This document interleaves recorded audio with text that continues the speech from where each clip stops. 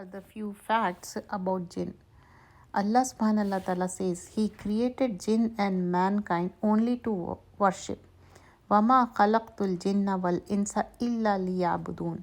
So jinns see us but we don't see them because Allah subhanahu wa ta'ala has made a membrane in the eyes of a person so that we do not see them because it's a ghaib, it's unseen. Because if we see them, we might die of the fear or become blind because of the shock. Their sight is really terrifying.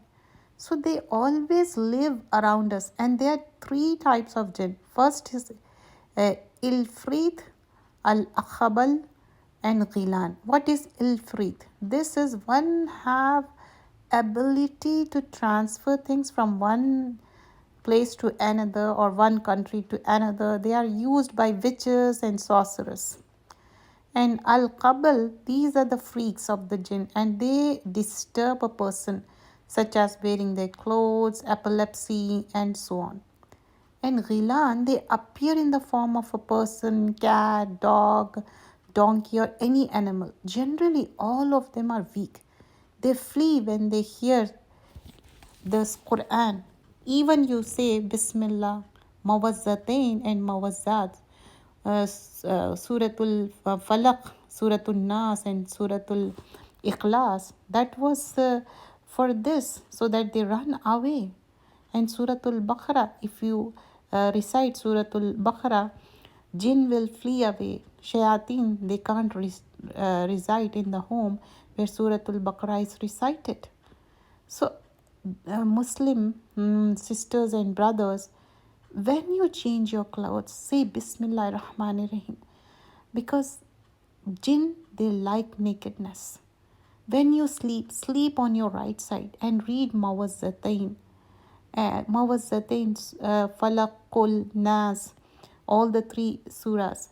And the jinn will sleep over you and suffocate you, also make you have nightmares just to bother you.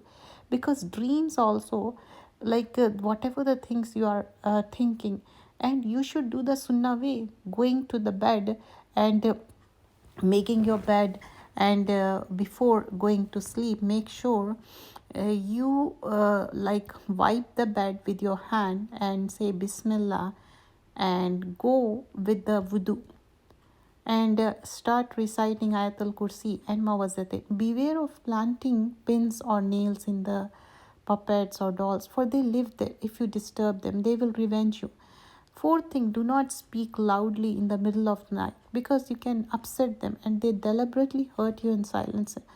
And do not cry alone because your jinn becomes sad on your sadness, because one of the reason that they possess a person when they are sad or when they are angry, these are the two times when they can overcome you.